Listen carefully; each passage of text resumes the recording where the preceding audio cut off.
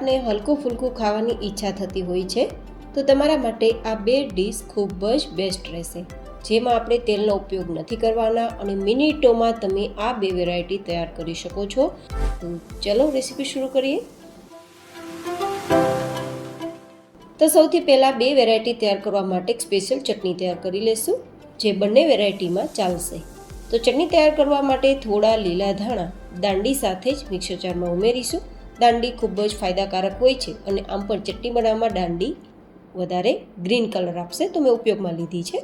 1 ચમચી જેટલો સૂકો ફુદીનો અથવા 4-5 પાંદડા લીલા ફુદીનાના પત્તા પણ નાખી શકો. ફુદીનો સૂકો ના હોય તો 7-8 નંગ જેટલા મરચાં, 2 ઇંચ જેટલો આદુનો ટુકડો અને 2 દાંડી મીઠા લીમડાના પાન.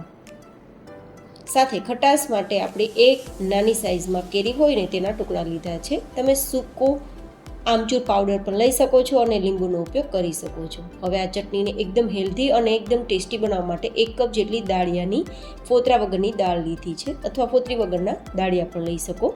1 નાની ચમચી જેટલું નમક, 1/4 ટીસ્પૂન જેટલી હિંગ અને 1/4 ટીસ્પૂન જેટલું આખું જીરું ઉમેરશું અને સરસ મજાની ચટણી તૈયાર કરીશું.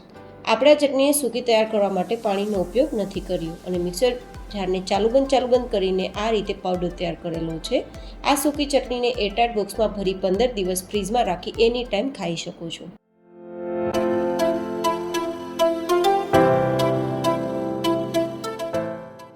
હવે આપણે બનાવીશું પહેલી ડીશ, જે મિનિટોમાં બનશે અને એકદમ હેલ્ધી રહેશે, તેલ વગર બનશે. તો જેમના માટે મેં અહીંયા અડદના પાપડ લીધા છે. આ પાપડ 4 નંગ જેટલા હું લઈ રહી છું. અહીંયા આપણે તળવાના નથી, તો માત્ર આ પાપડને આપણે શેકી લઈશું આ રીતે. અને શેક્યા બાદ હવે તેનો આપણે ભૂકો કરી લઈશું. એકદમ બારીક ભૂકો કરવાની જરૂર નથી, હાથથી આપણે ટુકડા કરી લેવાના આ રીતે.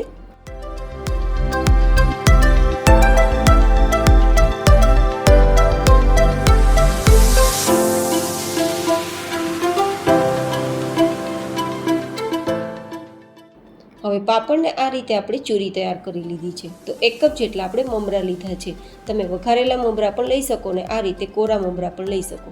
હવે મારી પાસે પાણીપુરીની પૂરી પડેલી છે ને, તો હું આ રીતે ટુકડા કરી દઉં છું. જો કે આ પૂરી ઉમેરવી ઓપ્શનલ છે, પણ મારી પાસે હતી તો મેં વેસ્ટમાંથી બેસ્ટ કામ કર્યું છે.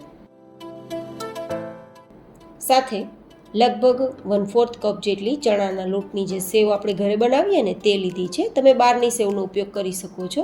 મારી પાસે ચણાની દાળ, જે નમકીન ચણાની દાળ આવે ને તે પડેલી છે, તે પણ ઉમેરું છું. ના હોય તો તે પણ સ્કીપ કરી શકો છો. 1/4 કપ જેટલા સિંગદાણા, જે આપણે ખારી સિંગ કહીએ ને તે સિંગદાણા છે, સોલ્ટેડ પીનટ. તમે અહીંયા શેકેલા સિંગદાણાનો ઉપયોગ પણ કરી શકો છો. અને લગભગ 2 ચમચી જેટલા કેરીના ટુકડા ખટાશ માટે, તમે લીંબુનો ઉપયોગ કરી શકો છો. અને અડધા કપ જેટલી નાની સમારેલી ડુંગળી, અડધા કપ જેટલા નાના સમારેલા ટમેટા. ડુંગળી તમે વધઘટ કરી શકો અને ડુંગળી ના ખાતા હોય તો પણ સ્કીપ કરી શકો.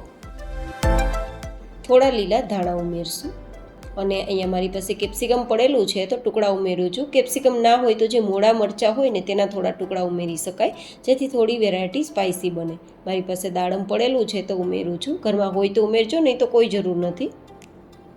સાથે આપણે તૈયાર કરેલી જે ચટણી છે ને તે 2 ચમચી જેટલી ઉમેરશું. ગાઈઝ, આમાં મેં તમને ઓપ્શન બતાવ્યા છે કે ઘરમાં ના હોય તો તમે સ્કીપ કરી બીજી કઈ વેરાયટીઓ યુઝ કરી શકો. અને અહીંયા ટોમેટો કેચઅપ લગભગ 1/4 કપ જેટલો ઉમેરું છું. તમે ટેસ્ટ પ્રમાણે વધઘટ કરી શકો છો. અને જો મીઠી ચટણી હોય ખજૂર આંબલીની તો પણ તમે ઉમેરી શકો છો. અને 1 નાની ચમચી જેટલું નમક, 1 નાની ચમચી જેટલું ધાણા જીરું પાવડર અને 1 ચમચી જેટલું કાશ્મીરી લાલ મરચું પાવડર, જે કલરનું કામ આપશે. તીખાસ માટે આપણે મરચાંનો ઉપયોગ કર્યો જ છે. અને થોડા લીંબુના ડ્રોપ્સ ઉમેરી દઉં છું, થોડી ચટપટી વેરાયટી તૈયાર કરવા માટે. અને પછી આ બધું જ સરસ મજાનું મિક્સ કરી દઈશું. ગાઈઝ, આ વેરાયટી એટલી ઇન્સ્ટન્ટ બને છે કે ક્યારે હલકી ફુલકી ભૂખમાં ખાવું હોય તો પણ ખાઈ શકો. બાળકો બહારની વસ્તુ ખાવાની જીદ કરે તો પણ તેને બનાવીને તમે ખવડાવી શકો. અને જો તમે ડાયટ કરો છો તો ડાયટમાં ના લેતા હોય તેવી વસ્તુઓને સ્કીપ કરી જે વસ્તુ લેતા હોય તે લઈને આ વેરાયટી તૈયાર કરીને ખાઈ શકો. તો તૈયાર થયેલી આ વેરાયટી તમે ઇન્સ્ટન્ટ ખાઈ શકો છો. જો થોડી વાર માટે પણ પડી રહેશે તો પાપડના કારણે સોફ્ટ થઈ જશે અને ખાવામાં મજા નહીં આવે. તો ખાસ યાદ રાખવાનું, જ્યારે ખાવું હોય ત્યારે જ બનાવવાનું અને ત્યારે જ ખાઈ લેવાનું. કેવી લાગી આ વેરાયટી મને જરૂર બતાવજો.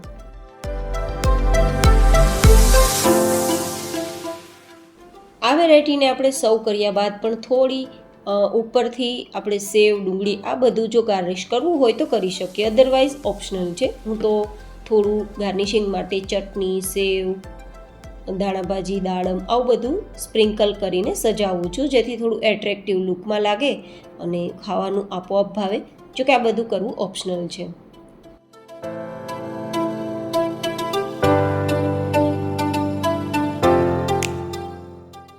તો હવે બનાવીશું આપણે બીજી ઇન્સ્ટન્ટ ડીશ. તો જેમના માટે આપણે અહીંયા ખાખરાનો ઉપયોગ કરીશું. આ ઘઉંના બનેલા ખાખરા છે.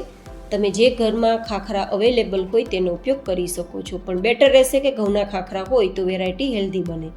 હવે ખાખરા આપણે 2 નંગ જેટલા ઉપયોગમાં લેશું, પણ અત્યારે આપણે 1 નંગ જેટલો ખાખરો લેશું અને તેના પર આપણે થોડો ટોમેટો કેચઅપ લેશું, લગભગ 1 ચમચી જેટલો, અને તેની સાથે આપણે તૈયાર કરેલી જે ચટણી છે ને તે અડધી ચમચી જેટલી ઉમેરશું.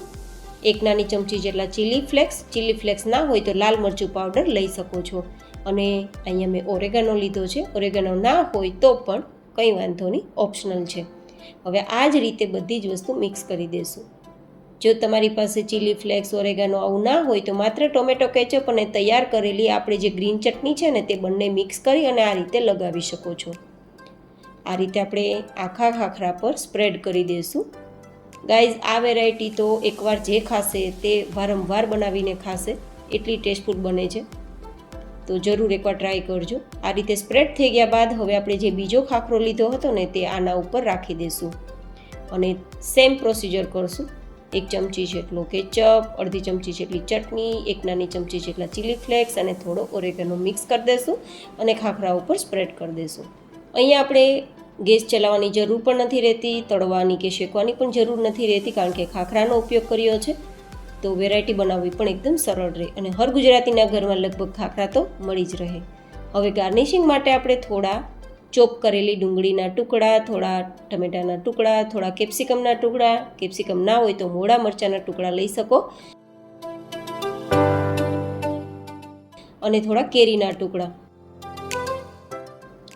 અને થોડી ઝીણી સેવ ભભરાવી દઈશું, થોડા સિંગદાણા ઉપરથી, અને આપણે જે સૂકી ચટણી તૈયાર કરી છે ને ગ્રીન ચટણી તે પણ લગાવી દઈશું એકદમ સ્પાઇસી તૈયાર કરવા માટે. દાડમ જો કે ઉમેરવું હોય તો ઉમેરો, અધરવાઇઝ સ્કીપ કરી દેજો.